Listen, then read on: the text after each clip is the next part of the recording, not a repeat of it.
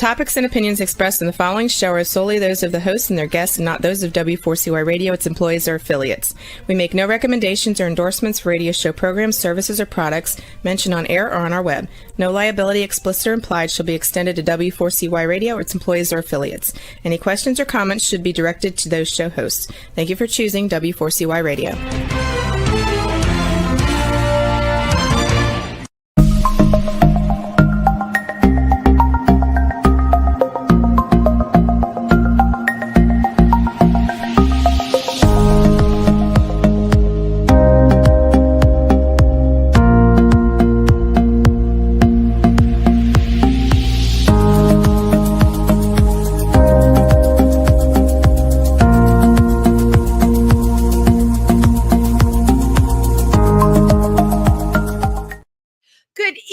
Everybody, and welcome to Triversity Talk. I am your host, Wendy Stewart, and it's great to have you with me on Wednesday, as always. Right? How many things can you count on to happen always at the same time in life? Well, you know, every Wednesday night at 7 o'clock, I'm going to be right here with you right now. I hope everybody is enjoying their holiday season. If you are in the tri-state area, meaning New York, New Jersey, or Pennsylvania, Triversity, which is located in Milford, Pennsylvania, our LGBTQ Center, is having a holiday party on December 22nd, and it is at Camp Reimagine. But for further details, please visit our Facebook site, which is Triversity Center, where we are actually live streaming from right now. So tonight, I'm very excited about the guests that we're having because they have been committed activists from the get-go. There's some people where the need to just jump in and take what's wrong and make it right burns so deeply.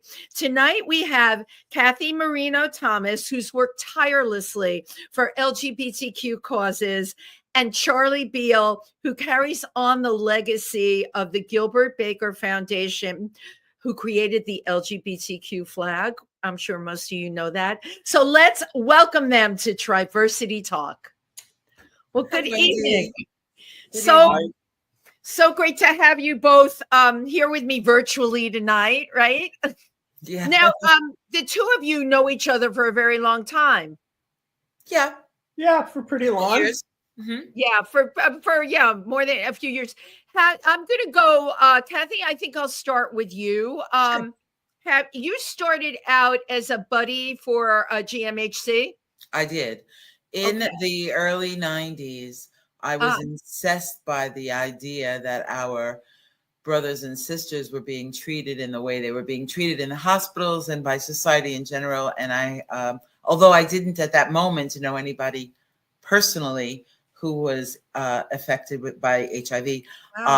Our community was in need of people like me to step up and do some work. So I did that. Well, and you did step up. Our community was decimated at that point. I was involved from the very beginning when the GMHC was literally 6 people with a table in the Fire Island Pines collecting money for this disease called GRID. I mean, that's how far back I went. And like you, I was incensed that nothing was being done. And we do remember at the time, Ronald Reagan just said nothing. Right. That's and right. From that, and Charley, I know you were part of this, from that sprung ACT UP. Oh, yes. How did you get involved, Charley? Actually, my involvement with ACT UP didn't come into much later, but my activism started much, much earlier. I'm going to feel very old here for a minute. No, I know. No older than the rest of us, Charley. Wendy, I went to my first civil rights demonstration in 1962. I was 6 years old. Get out. This is the year before the March on Washington, then Dr. King's speech. I carried a sign that was bigger than me. I think I was being bribed by my older siblings with a bag of candy, but nonetheless, I went and my eyes were open. Wow. We then spent the next year doing lawn work, raising money so my oldest brother could go hear Dr. King on the National Mall in 1960. So look at this family. You know, I want to talk about this because a lot why do we become activists? It's Right. often we see what's going around us and we know it's so wrong and we have to do something. But Charley, you know, in your case, you came from this incredible family. Well, it is. I mean, both my parents were educators, and I think my mother especially was very supportive of the civil rights movement initially. And, you know, that led right into protesting the Vietnam War. Right. I think I created a group in 8th grade called People United for Students. We called ourselves I love that. Ups. Now that's a little gay, but that was our organization for civil rights and protesting the war in Vietnam. And then in high school, my dear mother would drive me to demonstrations. I'd say, Mom, I'm going to go. And I literally, you know, I was roughed up by the police. I got hit with a can of tear gas. In high school. In high school. And then even between junior and senior year, I went to Washington for an anti-war demonstration. Wow, that's amazing. I didn't know that, know that about him. I know. That's why I love doing this show, Cathy. We find out these amazing things about people. So from being a small child, you know, having that passion, right, to get out there and do something. So, you know, that, of course, when I, you know, pretty soon after that, I'm coming out of the closet and I moved to New York and my activism in the war ended. And my activism did turn, I mean, I never gave up on those connections with those people, but my activism really turned toward LGBTQ rights with some involvement in the 80s. But I have to say, you know, other than, you know, caring for friends with HIV and watching them die and doing what I could then, you know, I wasn't really that much involved with GMHC, but in about 1993, I met this guy, Gilbert Baker, who came to New York to create the mile-long rainbow flag.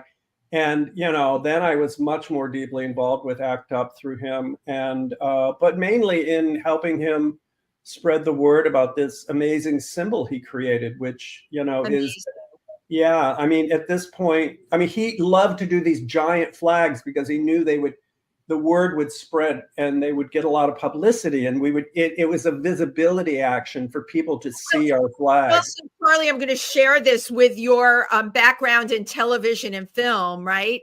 You know, the power of that kind of visibility. Correct. As a matter of fact, when I met Gilbert at my brother's house, the brother went to March on Washington. He lives in New York. He showed me his sketches for this flag going up Fifth Avenue. I said, Gilbert, that's a helicopter shot. I'm an art director in television and film. That's a helicopter shot. He said, really? I said, you got to get a helicopter. And literally months later, we had Al Cirillo from National Helicopter, who does all the TV stuff, up with Mick Hicks, the photographer, shooting this amazing mile-long flag, which, you know, we then cut up into pieces, gave to contingents from around the globe. And they took these 100 and 200 foot rainbow flag pieces home. And within a year or two, what was a big national symbol had become an international symbol. It was all planned. It was all devised that way to try to internationalize this symbol of visibility and hope. That was the first time I saw Gilbert, was at that event. Are you kidding? Wow. I helped carry it. I had, it took many volunteers to move that flag down. Wow. They had moved the march from Fifth Avenue. They wanted us to go past the UN instead, but the avenue was much narrower than Fifth Avenue was. Right. Yeah. So it was a little bit of a struggle. And I remember we were doing this with the flag and this, and all of a sudden I went like this, and here came this guy in a glittery long gown under the flag, running toward us under the flag. And it was, of course, that was Gilbert. We had to go from, once we knew the flag was coming out of the truck, because it was all, you know, wound up in a truck, and that it was coming out and it was being fed to these 10,000 volunteers. And then Gilbert, in his, you know, beautiful silver sequin gown, he switched from heels to tennis shoes. That's right. Because he was a sensible person. And then we ran under the flag all the way up to the front end, so that once it was unfurled, we heard by walkie-talkie that we had the photograph. It was a Guinness Book World Record. And at that point, he pulls out the scissors and starts cutting it into pieces. And everybody freaked out. They're like, oh, what are you doing? What are you doing? But we wanted to cut it up because I don't know if Cathy remembers, there was concurrent an illegal ACT UP march on Fifth Avenue. And you guys took a piece and ran up to Fifth Avenue with the flag. Yeah. They didn't want us to march the flag past St. Patrick's Cathedral. Right. That's right. That was the whole premise of moving the march. It wasn't about the UN. It was about not marching that mile-long flag past St. Patrick's Cathedral. St. Pat's, right. Gilbert had other ideas and they did it anyway. It was a scheme that was hatched and devised and worked out till late in the night. And we wanted to, we had this mayor back then, this guy named Giuliani, you might recognize. Oh, that guy, that Giuliani guy. Yeah, that guy. Dye running down his face. Cathy had the dye running down his face. I'm telling you, that day the dye was running down his face because he and his friend John Cardinal O'Connor, who didn't want that flag. Remember that guy? Oh my God. And so we took 10 pieces of the flag, reassembled them with the ACT UP march in front of the library and marched them up past and chanted our lungs out at Giuliani and the Archbishop because, it's funny because people don't remember, the Catholic Church has not always been this homophobic. It was in 1985 that this guy, what is the guy? What's the cardinal, the Pope Ratson? Yeah.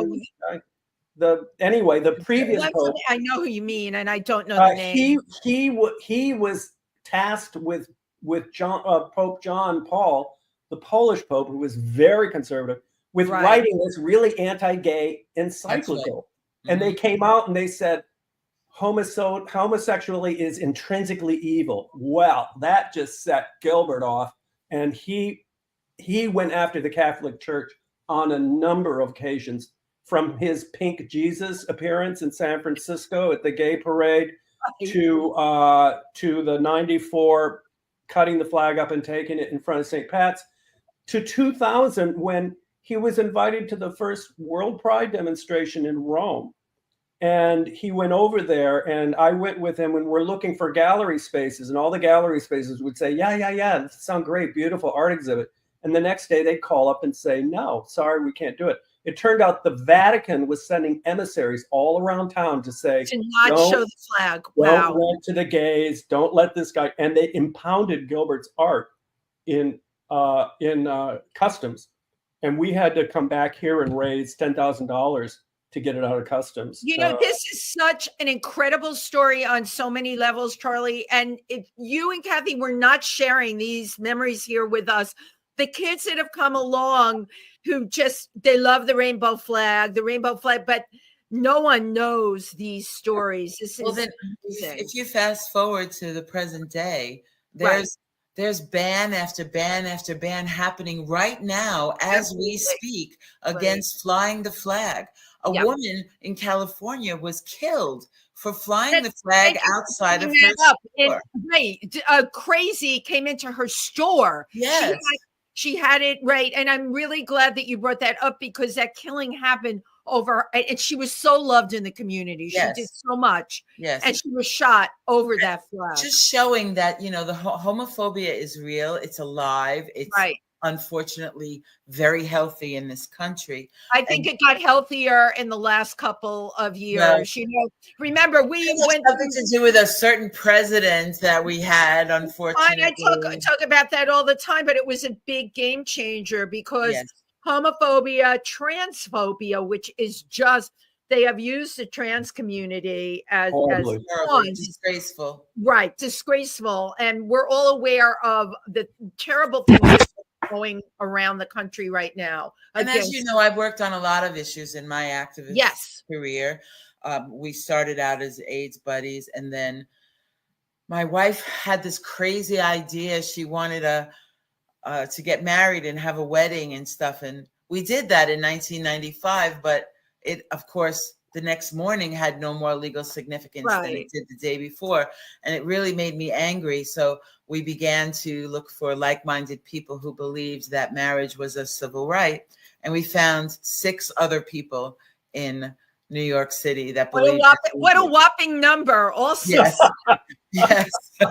The first time we formed Marriage Equality New York at that time, and the first Pride Parade we marched in, there were 6 of us, 2 signs apiece. We kept flipping them back and forth as we marched down, and our community thought we were crazy to want this right.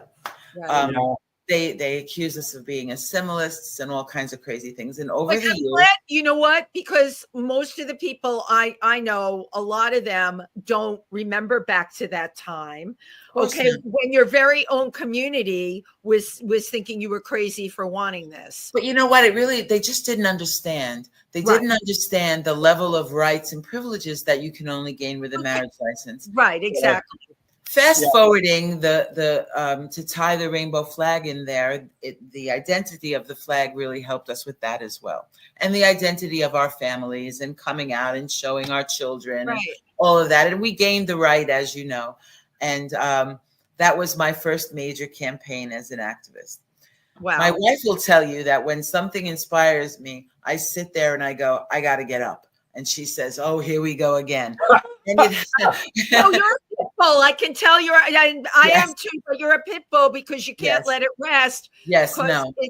It's not right. So, I'm going to throw this out to both of you. We know what we're seeing now, and a lot of the transphobia and homophobia that's been perpetuated on the right is through the roof. The last couple of weeks, of course, a lot of the focus has been taken away into world affairs, right? We've got Ukraine, Israel. The world is blowing up around us. But I am fearful about what is going on behind the scenes. It's everything that we're not hearing about, Well, we have to talk about these things in our community. We have to go to town halls. We have to go to shows like yours, and we have to let folks know what is going on. There are 40 bans around the country, 40 attempts, I should say, trying to ban the flying of the rainbow flag. Right. The most recent one I practiced the name of this and I can't say it. Hamtramck, Michigan. Hamtramck, Michigan. Okay, well, who can say the word Hamtramck? That's not it. You did. So it's a very small town, and they Charley can elaborate a little more on the specifics around the town, but the basic idea was that they had all of these flags in front of their government buildings that were supposed to be flown, and this committee got permission to fly these flags until they included the rainbow flag. Wow. And then it's a very Muslim, very masculine city council they have there, and they made up this thing. In order to ban the rainbow flag, they didn't want to come right out and say, we're going to ban the rainbow flag. So they banned any flag that was not a U.S. flag. Is that right, Charley? U.S. flag and the Michigan flag. That's correct. And I love it. I'll say this, Wendy, that, Cathy's been with us from the very beginning. Over a year and a half ago, when I first got a call from a friend in Cold Spring, New York, saying, Charley, they're banning the rainbow flag. Bougie, Cold Spring, Upper Westchester, New York. I know. I go hiking up there. I know people that live up there. Well, what the right wing comes up and they come in and they love to confuse and cloud the issue and say, oh, there are too many flags and this flag and that. If you fly this flag, then you have to fly the Confederate flag. So let's just shut it down and have the American flag and the New York flag. And they use this all the time, but we know they're lying because we had a case in Sauvin, California, where a really brave activist there who runs Pride House used their sunshine laws, their Freedom of Information Act, to get their texts and emails. And it all came out that they're a bunch of bigots. They wanted to ban the rainbow flag, but they didn't want to come out and publicly say they banned the rainbow flag. So they were going to say it had something to do with appearance and not having all these other flags. Let's just have the national flag and the California flag in that case. But, we know their tactics. We've been fighting them, in many communities. Luckily, we did have a victory in Sauvin, and we've had a victory in Sparta, New Jersey, and we had a victory just recently in Anne Arundel, Michigan, and in Florida. We beat DeSantis. I love saying that. You did. But which county in Florida did you have a victory in? I'm curious. The whole friggin' state. They introduced a bill called HB 1011. That's right. And this wonderful town council person from Wilton Manors named Chris Caputo reached out to us, and we started working with him. Now, we have this campaign called Save the Rainbow Flag, www.savetherainbowflag.com. I was just going to say, I was just going to say it, Charlie. Very good. Excellent. What we did is we partnered with the ACLU and on this project, and they provided an incredible legal letter that gives legal guidance to activists who can hire a local pro bono or civil rights lawyer and fight back. And they gave that legal letter to Chris, gave it to his lawyers in Wilton Manors, and they did a big rally, a big rainbow flag, and also a pro drag rally because they were trying to ban drag at the same time. And you know what? They got other communities involved, and they eventually pulled that legislation. Now, we're not naive. We know they'll be back, but we'll be ready. We'll be ready for them. So while we're on the subject of Save the Rainbow Flag, I want all of your viewers to reach out to us if they're having problems in their area around flying the rainbow flag. So what I would like to do, hold on, I'm not a good typist, but I need to put this in the chat, and then our producer can run it on the banner. Do you want to do that, Charlie? You want me? Yeah. You just put it down in the chat so that we have that there. Thank you. Because I'm going to tell you, people don't know that. Thank you very much. So they could just scroll down and fill out a very simple form, and they can fill. It's in there now. They can fill out a form and say, "Hey, they're trying to ban the flag in my town. We will get back to you." I got to tell you, it was heartbreaking when this teacher called me from Ann Arundel. Yes. He was so scared, and she said, "I emailed her. I said, why don't you call me?" And she's like, "Oh my God, I'm so glad we didn't know there was anybody there to help us. They didn't know that there's an organ. I mean, we're a small foundation. We don't have a lot of funding, but I tell you, we got a lot of fight, and we got some good lawyers. No, you got what do we call it? Small and mighty." But I have to tell you, as much as I know, I didn't know any of this. Of course, I knew about Gilbert Baker, but what you're sharing with us tonight, I didn't even know. So you know what? Thank you for not only enlightening me, but to anybody that watches this, because the rainbow flag is so symbolic, absolutely, of so many things, and it's like taking the rights of everybody away. Yeah, and Gilbert was so fond of saying over and over again that flag is for all races, all genders, all ages, all sexualities, for all sexual and gender minorities. He called it the rainbow of humanity. And we want people to know that, because sometimes there's people in our community think, is that flag really for me? Because there's other flags.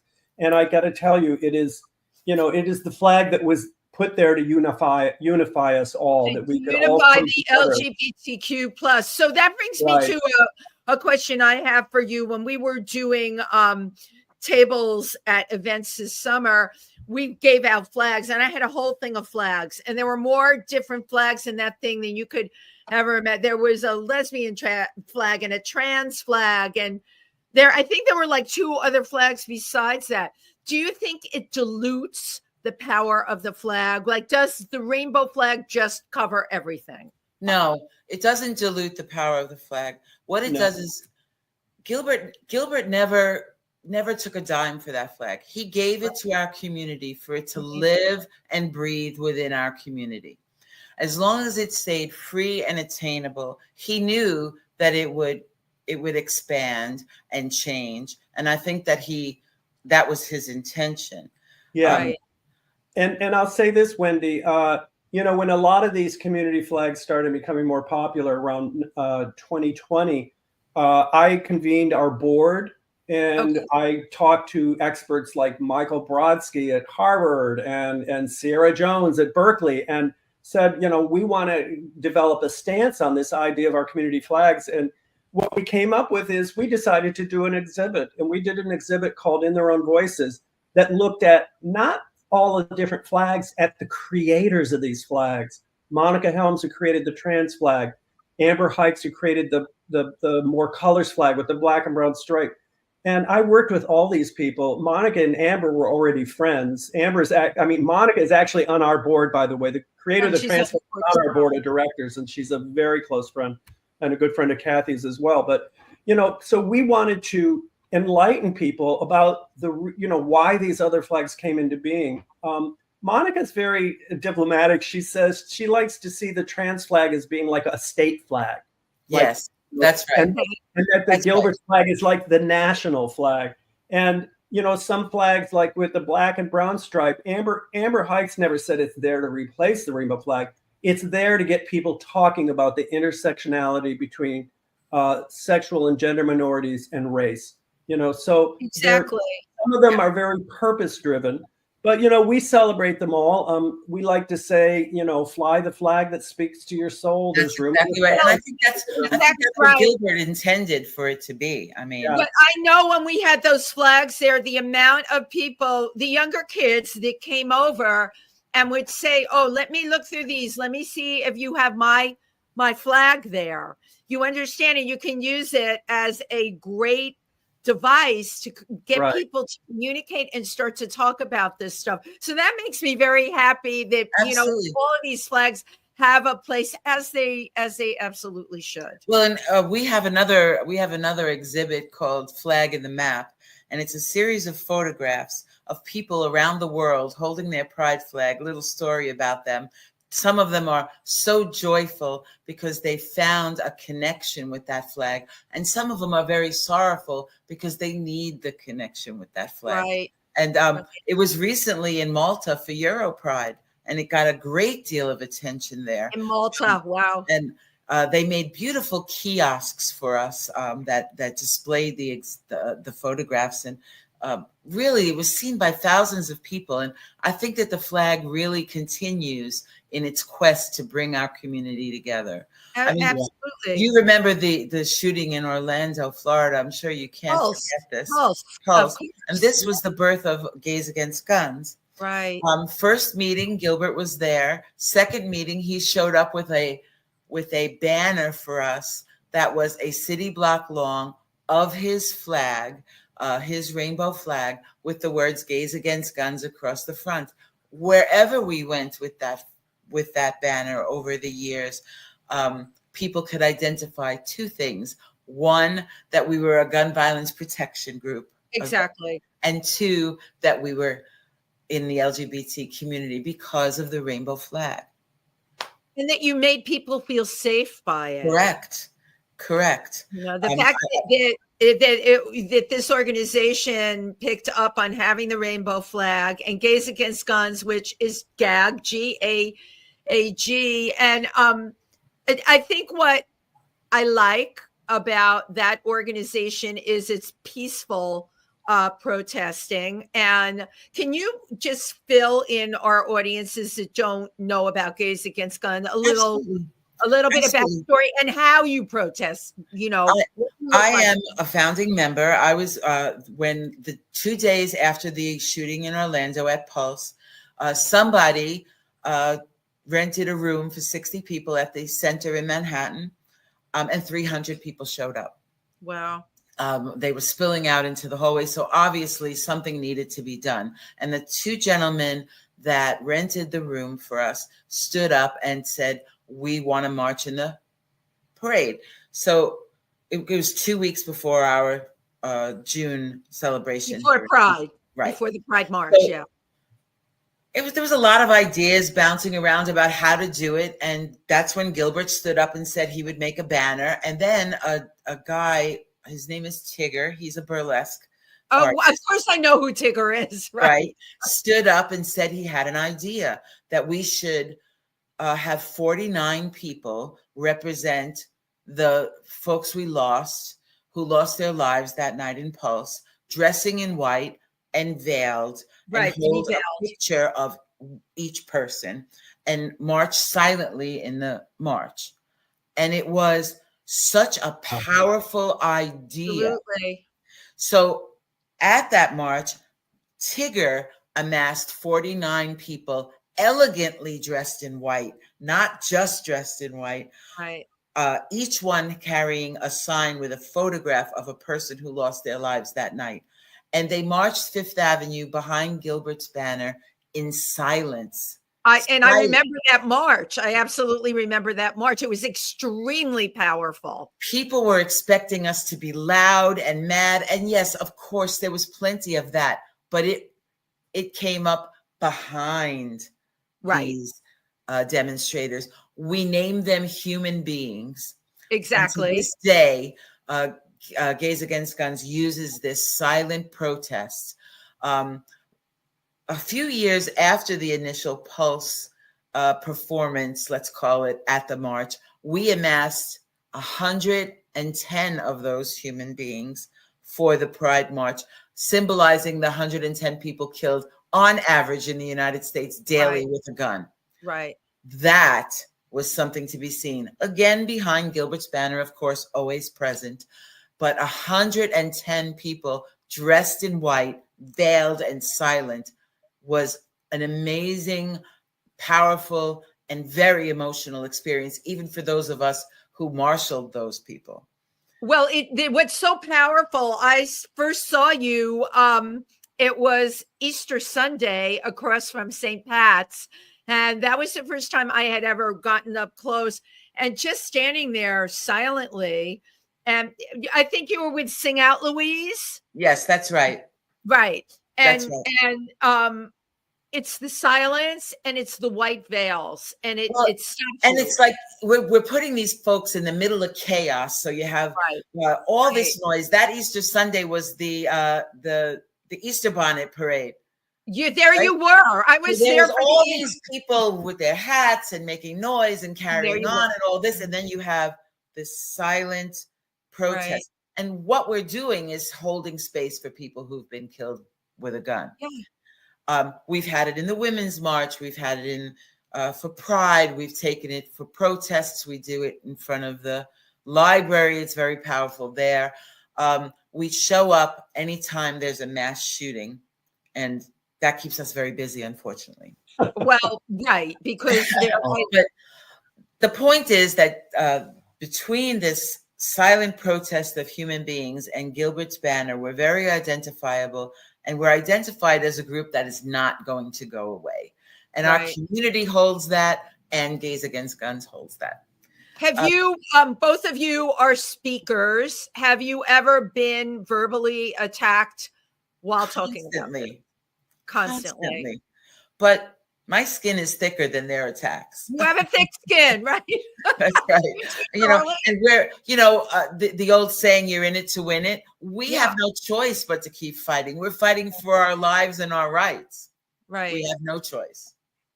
But okay, I'm going to ask you this because especially during the pandemic, a lot of people went through mental gymnastics, I'll call it that. And we're so beaten down by everything that happened. There are people I know that were activists before that are now, they just want to breathe. They just want to go live. I've heard this from people. I just want to live my life. I don't want to deal with all this stuff. I mean, our organization, Triversity, is definitely grassroots, and we're not a social club. We appear in Harrisburg, Pennsylvania. I mean, our board is extremely dynamic. And again, we're not a social club. And they are all activists. There's a big difference between organizations, right, that want to bring people together in community and have events and parties, as opposed to out there demonstrating peacefully and getting attacked out in public. How do you just keep your vision clear and not let it bring you down in any way, shape, or form? Part of it is I can't help myself. I don't know if Charley feels the same way, but I can't stand it. I can't sit on the sidelines and just let things happen. Right. So part of that is just drive within. It's a drive within the person. Yeah, I think somebody is always, I don't know who said it, once you become an activist, you can't go back. It's like, once you turn a cucumber into a pickle, you can't turn it back into a cucumber. You just can't do it. You can't, once your eyes are opened, you really, you can't help but it hit the streets when the passion comes. I will say this, though. Activism on the street is the tip of the spear. Put your body out there, make good trouble, like John Lewis said. And you do that. But what's equally as important is that then you follow up, that somebody is out there with a table collecting emails The and tabling organizing. is right. Tabling is very, very important. You get heard that way, but you must organize. You must lick stamps and write emails and do the organizing that follows the demonstration, because otherwise, you need to do that and organize to go to lobbying day up in Albany, like we used to go with the Empire State Pride agenda when we were trying to get our civil rights bill passed. There's many sides to activism, and it's great to get out and make noise. It's the tip of the spear, but the shaft of the spear is, the work that goes on after that, and collecting those names. Charlie, you have to take a little trip to Albany with me. They still go back in their office and close the door when they see me coming down. They did it too. You're like, oh my God, she's here again. Yes. Yeah, but you know what? You don't give up. I made them crazy for. You don't give up when I can remember when in the 90s we went up to Albany. And I sat up in the gallery in the Senate when they passed our equal rights bill, when they added the words sexual orientation to the New York State Civil Rights Bill. Now, we were kind of angry at the time because they had not added gender identity. Mind you, gender identity was still a pretty new phrase. But you know what? We were there 20 years later when they finally added it. We went back up again. So, well, and I'm glad you brought that up, Charlie, because that's the point. Keep going. That's the point. You can't go home. You can't stop until the job is done. Right? I mean, we found that out with marriage equality. We found that we found it out when we had to fight for AIDS funding and research and paying, to pay attention to this disease that was killing our community. Right. Then we had to find it out when we wanted marriage equality. Our community are seasoned fighters by this point. There's so much work to be done. Right. And I will say this, there's a lot of people were disappointed when they didn't add gender identity. Oh, we're getting half a loaf. And we said, we're going to go back and get the other half a loaf. For the rest of the bread. we're not giving up on a slice. Oh, no. And we're not giving up until everybody in our community has the rights they deserve. Gilbert he was very visionary, and he and the people who created the original flag. It's funny because a lot of people think that, there's these 6 colors, that there's an L stripe or a G stripe or these. No.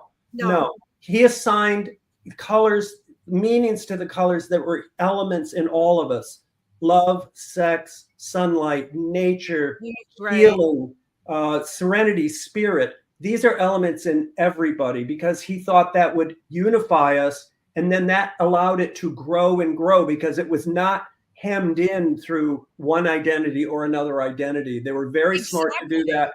And that's how, we feel our work is. It's growing and growing. And we're going to discover new things we need to fight for your work is 5 years from now that we don't know. And constant, fluid and constant. Your work is fluid and constant. Now, Cathy, you sent me a video. Yes. Okay. And our producer, I sent that video to you. I hope you have it, because I would like to show the video. We'll see how, I want to be able to share that with everybody. And I can't thank you both enough for coming on here tonight, because you're filled with information that people don't know about. Thank you. Thank you very much. Oh, please. Juan, are you there? I sent him the video. Well, maybe he'll find it, because I want to continue on, because we only get 55 minutes and you're sharing such important information. While we were talking about Gays Against Guns and how it is a silent protest, it's interesting to me that early AIDS activism of ACT UP was silence equals death. There's power in silence. And one of the things I feel we're all coming up against right now, a lot of the people on the other side or the far right, are very loud. They're being very loud about their point. Mm-hmm. Do you think, does it ever go through your head that maybe we all need to be louder? No. What goes through my head is to remind people of their rights as citizens in this country. Use your rights and the things that you're allowed to do. For example, Your politicians, your legislators work for you.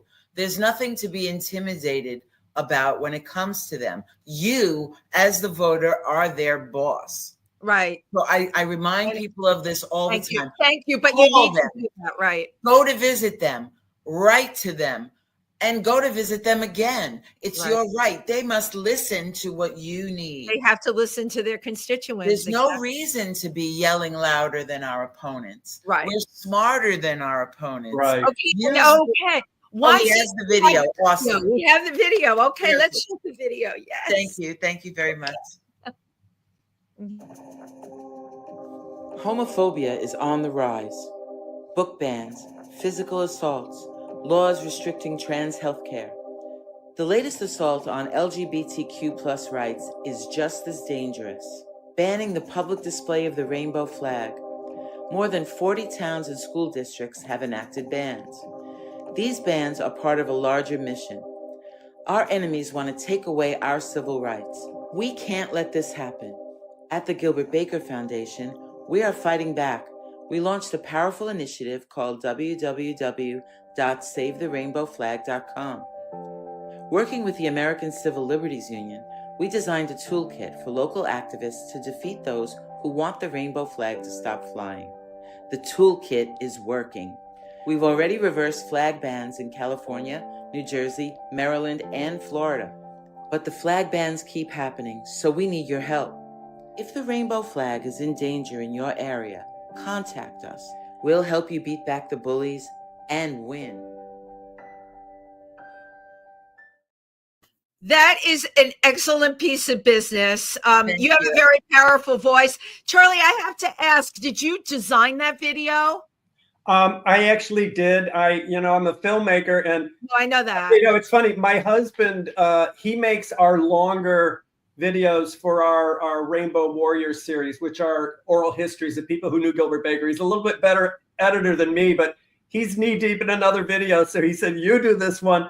But I have to also thank Cathy and Bill Berman and Larry Burnett, who helped me kind of refine it and get it right. But yeah, I just sat home and did it. And I wanted to make sure that we some people, will read an email, but some people, they'd rather click on a quick video, and it really gets the message across. You got every single point in a short amount of time, and you hit it and you nailed it, and it's engaging. And I have to tell you, a lot of the stuff I see is not that. And it goes, that is a brilliant marketing tool, and I have to call it out. Well, thank you. We're going to use it and use it. It's fresh off the editing room floor, so you're one of the first to show it. Oh my And God! I'm sure you recognize the narrator's voice. I did. Yeah, well, the narrator has a very strong, very persuasive voice. You have a voice that people will listen to, and that's an important thing, right? Thank you. Thank You you. have to all get people to listen. So what I'm thinking about the voice of the there you go, foundation. Charley, of course, it happens to everybody on here. The beauty of podcasting. Absolutely. I'm thinking you talked earlier about these exhibits that you have. How often do you have these rainbow flag exhibits that you're showing? Well, the In Their Own Voices, which is the one about all the other flags. Yes. We debuted that in March of 2021 at the Stonewall Inn. It was supposed to be up for a month. It's still up, Wendy. Thank you to Tracy Lentz at Stonewall for that. Right. It's also been in San Francisco. It's been in Provincetown, and it's been in Paris. On the other hand, the Flag and the Map exhibit has had 11 iterations. It's been in New York. It's been at the Stonewall Park on the fence there. Yes, exactly. It's been in San Francisco. It's been in Albany at the state capitol at the invitation of the governor. It's been in Provincetown. It was in Paris at the U.S. Embassy. It has been in Malta. And then there were 2 exhibits recently up in Napa Valley at Napa College and at the Russian River in Guerneville. And I almost forgot, it was in London as well. Cathy did. Amazing. London and at museum. It's been around the world. It's incredible. And again, you both know this, marketing tools are key for communication. Do you both as speakers, do you get lots of opportunities to go into colleges and talk to the kids? we are hustling up those opportunities. And if anyone would like to hear us and have a little chat about the rainbow flag or any of the things we talked about today, please reach out to us on the Gilbert Baker Foundation website, www.gilbertbaker.com. And it's spinning. Well, because my mind is just spinning here too, thinking, again, who could hate a rainbow flag? It's so incredible. And this was Gilbert's vision. Obviously, instinctively knew this, the power of this flag. And I'm thinking with all the pushback that we are going to get and are getting with school boards and everything all over the country, what could be better than to go into schools and to be able to talk about this? Exactly. I did a lot of work with a group called Live Out Loud here in New York. And I did just that, speaking to kids in GSAs around the city about coming out and living a life as a gay person, which we all know is a lot more than what our opponents think. If we had as much sex as our opponents think we did, none of us would ever leave the house. I mean, let's be realistic. And kids are like sponges. The more we talk to them, the better it is. The rainbow flag connects them. It gives them something positive to think about while they're facing their homophobic relatives at home. So we'd be happy to come and talk about Flag and the Map or any of the things we've talked about today around the foundation. I absolutely. To have a talk and then show the film I think it's just a great way of reaching out, because kids that are coming out, our organization, of course, deals with kids as well, and kids that are coming out in these small rural areas, like I asked you about the exhibits, and they've been, in London and in New York, or where you speak. It's easy in the urban areas, right? Because you're going to be well received. Schools will even ask you to come in. But again, our organization in Pennsylvania, and we have kids from the tri-state area, but the more rural areas, this is such a great connecting point to make people feel safe. Whenever you need me, I can drive myself right there. It's not a problem for me at all. Wendy, I am going to have to duck out. Thank you, Wendy. Thank you, Cathy. I've got to actually go on another Zoom meeting at 8 o'clock. I got to get ready for that. Charley Beal, thank you so much. We only have a minute left, and I'll let Cathy take it away. You are delightful, and thank you for everything that you're doing and for being here tonight. Talk to you later, Charlie. Bye, Charlie. So it's you and me, Cathy. We're down to the last minute. What do you want to tell everybody out there? I want everyone to go to the Gilbert Baker Foundation website, read about our projects, read about Gilbert. You can find me there. You can connect with me there. Cathy Marino-Thomas. I'm happy to answer your emails. I actually do respond, so please feel free to reach out. Please remember that you have power as a citizen in this country. Reach out to your elected officials. Use the tools. They need to meet with you. You're their boss. Speak to them about what's troubling you. Stick with our community. Fly your rainbow flag, and fight for your rights. Right, and fight for your rights. Yeah. I want to thank you so much. Wishing you a very happy holiday season. Thank you so much. Same to you, Wendy. Thank you for being here, and thank you to everyone who tuned in tonight. I absolutely loved this show.